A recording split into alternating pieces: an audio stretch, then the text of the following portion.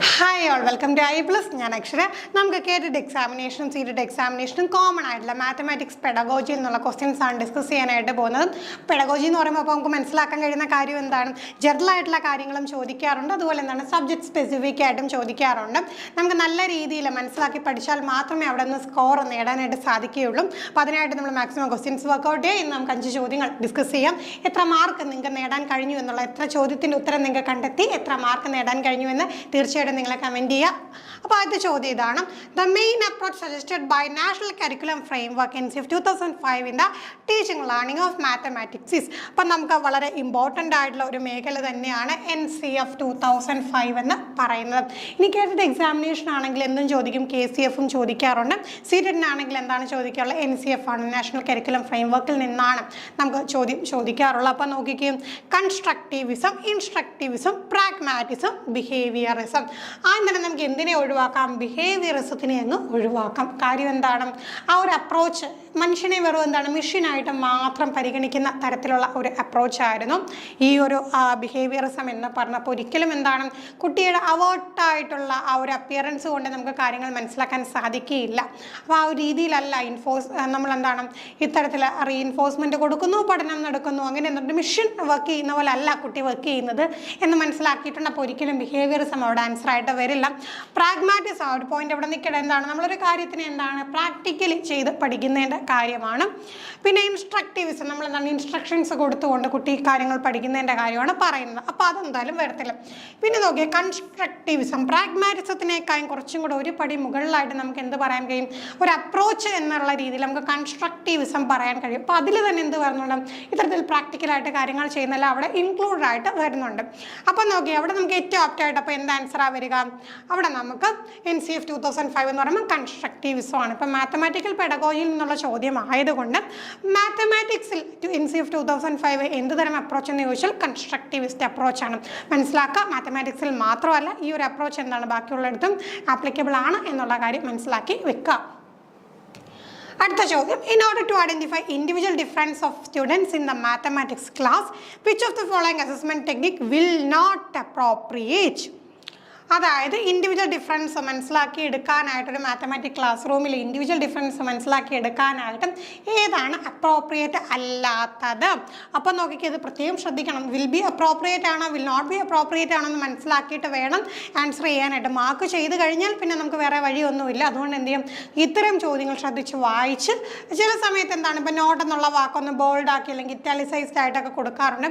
ഇപ്പോഴും അങ്ങനെ വരണമെന്നില്ല. അപ്പം നമ്മൾ എന്ത് ചെയ്യുക, ചോദ്യം വായിക്കുമ്പോൾ ശ്രദ്ധിച്ച് തന്നെ വായിച്ച് മനസ്സിലാക്കുക.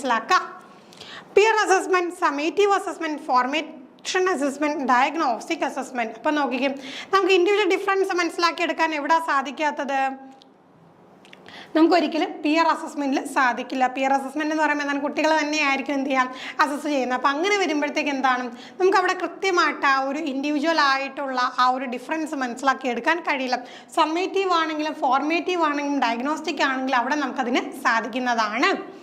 അടുത്ത ചോദ്യം: national Curriculum framework four foundational stage NCF FS 2022. അപ്പം നോക്കിക്കേ, വളരെ റീസെൻ്റ് ആയിട്ടുള്ള കാര്യങ്ങൾ പോലെ നമ്മുടെ ക്വസ്റ്റ്യൻ പേപ്പേഴ്സിൽ ഇൻക്ലൂഡ് ആയിട്ട് വരുന്നുണ്ട്. അപ്പോൾ അത്രയധികം നമ്മൾ അപ്ഡേറ്റ് ആയിരിക്കണം എന്നുള്ള കാര്യമാണ് ഇത്തരം ചോദ്യങ്ങൾ ഒരിക്കൽ കൂടി നമ്മളെ ഓർമ്മപ്പെടുത്തുന്നത്. അപ്പം കൃത്യമായിട്ട് അപ്ഡേറ്റ് ആയിട്ട് പഠിച്ചു പോയി കഴിഞ്ഞാൽ നമുക്ക് അത്ര ബുദ്ധിമുട്ടല്ല ഇത്തരം എലിജിബിലിറ്റി ടെസ്റ്റുകളൊക്കെ എഴുതി എടുക്കാനായിട്ടും. അപ്പോൾ അതിന് വേണ്ടിയുള്ള കോഴ്സുകളൊക്കെ എഡിറ്റിൻ്റെ ആണെങ്കിലും സീറ്റഡിൻ്റെ ആണെങ്കിലും കോഴ്സുകളൊക്കെ I+ൽ അവൈലബിൾ ആണ്. നിങ്ങൾക്ക് ഡീറ്റെയിൽസ് അറിയണമെങ്കിൽ ബോർഡ് നമ്പറിൽ കോൺടാക്ട് ചെയ്യാം. വളരെ അഫോർഡബിൾ ആയിട്ടുള്ള ഫീലാണ് നമ്മുടെ കോഴ്സുകൾ പ്രൊവൈഡ് ചെയ്യുന്നത്. നമ്മുടെ റിസൾട്ട്സ് തന്നെ കാണുമ്പോൾ നിങ്ങൾക്ക് അറിയാം എത്രമാത്രം എഫോർട്ടോട് കൂടിയാണ് ഈ ക്ലാസ്സുകൾ നമ്മൾ കൊണ്ടുപോകുന്നതെന്നും. അപ്പോൾ എന്തെങ്കിലും ഡീറ്റെയിൽസ് അറിയാൻ നിങ്ങൾക്ക് കോൺടാക്ട് ചെയ്യാവുന്നതാണ്. നമുക്ക് ബാക്കി ചോദ്യത്തിലേക്ക് പോകാം.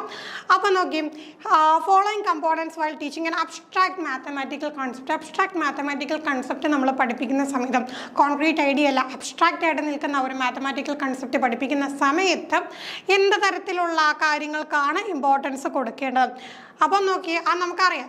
അപ്പോൾ ഇവിടെ എന്താണ്, ഇതിനെ നമ്മൾ അപ്രോപ്രിയേറ്റ് സീക്വൻസിൽ അറേഞ്ച് ചെയ്യാനായിട്ടുള്ള ചോദ്യമാണ്. അപ്പം 4 കാര്യങ്ങൾ പറഞ്ഞിട്ടുണ്ട്: written, symbols, experience, spoken language, picture. അപ്പോൾ നോക്കി, അപ്പോൾ എങ്ങനെയാണ് പ്രാധാന്യം കൊടുത്ത് പോകേണ്ടതാണ്? ഇത്തരത്തിലൊരു ഫ്ലോ ചാർട്ട് നമുക്ക് കൊടുത്തിട്ടുണ്ട്.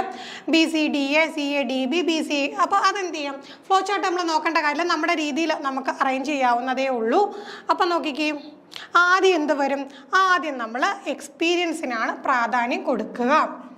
പിന്നെന്താണ്? സ്പോക്കൺ ലാംഗ്വേജിൽ, പിന്നെ പിക്ചറിന്, പിന്നെയാണ് എന്ത് ചെയ്യുക? റിട്ടൺ സിമ്പിൾസിന് പ്രാധാന്യം കൊടുക്കാം. അപ്പം മാത്തമാറ്റിക്കൽ കോൺസെപ്റ്റ് അബ്സ്ട്രാക്റ്റ് ആയിട്ടുള്ളൊരു കാര്യം പഠിപ്പിക്കുന്ന സമയത്ത് എന്താണ്? ആദ്യം നമ്മൾ എന്താ ഒരു എക്സ്പീരിയൻസിന് പ്രാധാന്യം കൊടുക്കുന്നു, ആ ഒരു എക്സ്പീരിയൻസ്. പിന്നെ എന്ത് ചെയ്യുന്നുണ്ട്? അത് സ്പോക്കൺ ലാംഗ്വേജിലൂടെ കാര്യം പറയും, പിന്നെ അതിൻ്റെ പിക്ചർ കാണിക്കും, പിന്നീടാണ് എന്തും റിട്ടൺ സിമ്പിൾസ് നമ്മൾ കാണിക്കാം. അപ്പോൾ അങ്ങനെ വരുമ്പോഴത്തേക്ക് എന്താണ്? നമുക്ക് ഈ ഒരു പാറ്റേണിലാണ് വരിക. BCDA. അപ്പോൾ ആദ്യം എന്താണ്? എക്സ്പീരിയൻസ് ആണ്, പിന്നെ സ്പോക്കൺ ലാംഗ്വേജ് ആണ്, പിന്നെ പിക്ചറാണ്, പിന്നീടാണ് എന്ത്? റിട്ടൺ സിമ്പിൾ വരുന്നത്.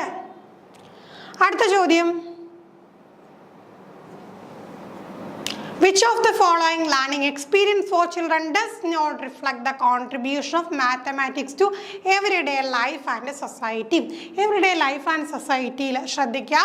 നോക്കിക്കേ, ലേണിംഗ് എക്സ്പീരിയൻസിൻ്റെ കാര്യമാണ് ഇവിടെ പറഞ്ഞിട്ടുള്ളത്. നോക്കിക്കേ, which of the following learning experience for children, ഈ ഒരു മാത്തമാറ്റിക്സിന് എവരിഡേ ലൈഫ് ആൻഡ് സൊസൈറ്റിയുമായി ബന്ധപ്പെടുത്തിക്കൊണ്ട് പറയുന്ന ടൈമിൽ എന്ത് കാര്യമാണ് ഡസ് നോട്ട് റിഫ്ലക്റ്റ്, അതായത് കോൺട്രിബ്യൂട്ട് ചെയ്യാത്തത് എന്നുള്ളതാണ് learning experience.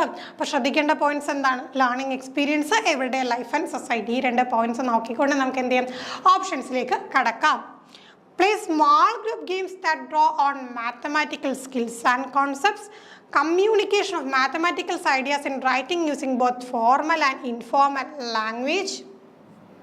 Meeting people from different areas of employment and exploring how they use mathematics in their work. Collecting, organizing, representing and interpreting data in day-to-day life. അപ്പോൾ നോക്കിക്കേ, ഇവിടെ നമുക്ക് മനസ്സിലാക്കാം. അതിന് തന്നെ എന്താണ്? സ്മാൾ ഗ്രൂപ്പ് ഗെയിംസ് ഒക്കെ എന്താണ്? മാത്തമാറ്റിക്കൽ സ്കിൽസും കോൺസെപ്റ്റ്സും ഒക്കെ ബേസ് ചെയ്തിട്ടുള്ള സ്മാൾ ഗ്രൂപ്പ് ഗെയിംസ് ഒക്കെ ആഡ് ചെയ്ത് കഴിഞ്ഞാൽ അത്തരം ലേണിംഗ് എക്സ്പീരിയൻസ് തീർച്ചയായിട്ടും എന്താണ്? എവരിഡേ ലൈഫ് ആൻഡ് സൊസൈറ്റിയിലേക്ക് അവരെ തീർച്ചയായിട്ടും എന്ത് ചെയ്യാൻ പറ്റും? ഹെൽപ്പ് ചെയ്യുന്ന ഒരു കാര്യമാണ്. അതുപോലെ തന്നെ പല സ്ഥലത്തു നിന്നും ആളുകളെ കണ്ടപ്പോൾ എന്താണ്? അവരുടെ പല എംപ്ലോയ്മെൻറ്റ് ഏരിയാസിലുള്ള ആളുകളെ കണ്ടും അവരെങ്ങനെയാണ് അവരുടെ വർക്കിൽ മാത്തമാറ്റിക്സ് ഉപയോഗിക്കുന്നതെന്ന് മനസ്സിലാക്കുന്നത് തീർച്ചയായിട്ടും അത് എവരിഡേ ലൈഫാണ്. പലപ്പോഴും നമ്മൾ പറയാറുണ്ടല്ലേ, ഇപ്പം മാത്സ് എന്ന് പറയുന്ന കാര്യം നമ്മൾ കുറേ കാര്യങ്ങൾ ട്രിഗണോമെട്രി ഒക്കെ നമ്മൾ പഠിച്ചു, ഇത് നമ്മളിത് എവിടെയാണ് പ്രയോഗിക്കുന്നതെന്ന്. അപ്പം പല പല മേഖലകൾ നോക്കുമ്പോൾ നമുക്കറിയാം ഇതിനൊക്കെ എന്താണ്? എല്ലാത്തിനും ആപ്ലിക്കേഷൻ ഉണ്ട്. അപ്പോൾ ഒരു ആവശ്യമില്ലാത്ത കാര്യങ്ങളൊന്നും നമ്മൾ പഠിക്കുന്നില്ല, എല്ലാം എന്താണ്? നമുക്ക് ആവശ്യമുള്ളത് തന്നെയാണ്.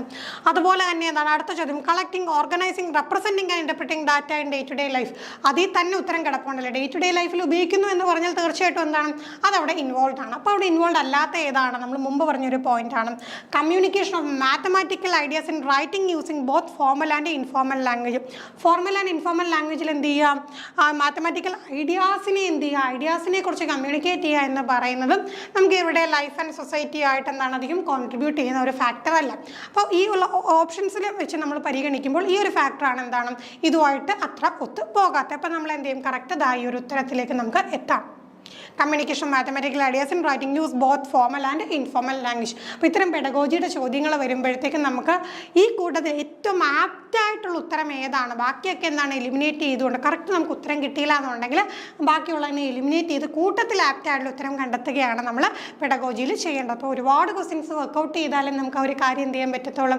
കറക്റ്റായിട്ട് മനസ്സിലാക്കി എടുക്കാനായിട്ട് സാധിക്കുള്ളൂ. ലാസ്റ്റ് ക്വസ്റ്റ്യൻ ഇതാണ്, which among the following is or are true about the computation basic operation of grade 2 learning. അപ്പോൾ എന്താണ്? ചോദ്യം കാണുമ്പോൾ വലിയ സംഭവം ഒന്നുമില്ല. 2ാം ക്ലാസ്സിൽ പഠിക്കുന്ന കുട്ടി കമ്പ്യൂട്ടേഷൻസ് കണക്ക് കൂട്ടുന്ന സമയത്ത് എന്തൊക്കെ കാര്യങ്ങളാണ് വരുന്നതെന്നാണ് ചോദിക്കുന്നത്. അപ്പോൾ 3 പോയിന്റ്സ് ഉണ്ട്. It involves child's ability to develop informal strategies, it involves child's ability to estimate, it involves child's ability to do calculation with large numbers. നമുക്ക് ഇതിനെക്കുറിച്ച് കൂടുതൽ അറിയത്തില്ലെങ്കിൽ പോലും എന്താണ്? ഗ്രേഡ് 2 എന്ന് നമ്മളൊന്ന് നോക്കുക. ഗ്രേഡ് 2 എന്ന് നോക്കുമ്പോൾ എന്താണ്? ചെറിയ കുട്ടികളാണ്, അവർക്ക് വലിയ കണക്കുകൾ കൂട്ടാൻ പറ്റും? ഒരിക്കലും സാധിക്കില്ല. ആ ഓപ്ഷൻ നമ്മൾ ജസ്റ്റ് ഒന്ന് എലിമിനേറ്റ് ചെയ്ത് കളയുന്നു. ആ പോയിന്റ് തന്നെ കിടപ്പുണ്ടല്ലേ, ലാർജ് നമ്പേഴ്സ് എന്തായാലും വരില്ല. ഇനി ബാക്കി 2 കാര്യങ്ങൾ, ഇൻഫോർമൽ സ്ട്രാറ്റജീസ് ഉണ്ട്, ഇൻഫോർമലായിട്ട് തന്നെയാണ് അവർ കാര്യങ്ങൾ പഠിക്കുന്നത്. ചെറിയ കുട്ടികളെ നമുക്ക് ഭയങ്കര ഫോർമലായിട്ട് പഠിപ്പിക്കാൻ സാധിക്കില്ല. അവർക്ക് കാര്യങ്ങൾ എസ്റ്റിമേറ്റ് ചെയ്യാനുള്ള കഴിവ് ഉണ്ടായി വരുന്നുണ്ട്, അവിടെ നിന്നാണ് അവർ ഡെവലപ്പ് ചെയ്ത് വരുന്നത്. അപ്പോൾ ചെറിയ കുട്ടികളോട് പറയുമല്ലേ ഇതുപോലെ എന്താണ്, ഒരു പീസ് കേക്ക് ഉണ്ട്, ഒരു പീസ് കേക്ക് എന്ത് ചെയ്യാം ബ്രദറിന് കൊടുക്കണം, ഒരു പീസ് കുട്ടിയും എടുക്കണം, അങ്ങനെയാണെങ്കിൽ എത്രയായിട്ട് കട്ട് ചെയ്യണം എന്നൊക്കെ ചോദിക്കുമ്പോൾ എന്താണ് കുട്ടി തന്നെ എസ്റ്റിമേറ്റ് ചെയ്യുന്നുണ്ട്, ഇങ്ങനെയാണ് അങ്ങനെയാണെന്ന് എസ്റ്റിമേറ്റ് ചെയ്യുന്നുണ്ട്. അല്ലാതെ എന്താണ് വലിയ വലിയ കണക്കുകൾ എടുത്തിട്ടും ഒരു വലിയ കോണിൻ്റെ പരപ്പളവ് കണ്ടുപിടിക്കാനോ അല്ലെങ്കിൽ എന്താണ് ഒരു സ്പിയറിൻ്റെ മൊത്തത്തിലുള്ള വോളിയം കണ്ടുപിടിക്കാനോ ഒന്നും 2ാം ക്ലാസ്സിലെ കുട്ടിക്ക് സാധിക്കില്ല. അപ്പോൾ നമുക്ക് എ ആൻഡ് ബി എന്നുള്ള ഓപ്ഷൻ ഉണ്ടോ എന്ന് നോക്കാം. ഓപ്ഷൻ തീർച്ചയായിട്ടും അവിടെ ഉണ്ട്. എ ആൻഡ് ബി ആണ് നമുക്ക് ആൻസർ, എ ആൻഡ് ബി ആണ് നമുക്ക് ആൻസർ ആയിട്ട് വരിക കേട്ടോ. എ ആൻഡ് ബി ആണ്, എ ആൻഡ് സി അല്ല, എ ആൻഡ് ബി ആണ് നമുക്ക് ആൻസർ ആയിട്ട് വരിക. അപ്പോൾ ഇത്രയും ക്വസ്റ്റ്യൻസ് ആണ് നമുക്ക് ഡിസ്കസ് ചെയ്യാനായിട്ടുള്ളത്. മറ്റൊരു സെക്ഷനുമായിട്ട് നമുക്ക് വീണ്ടും കാണാം. Thank you.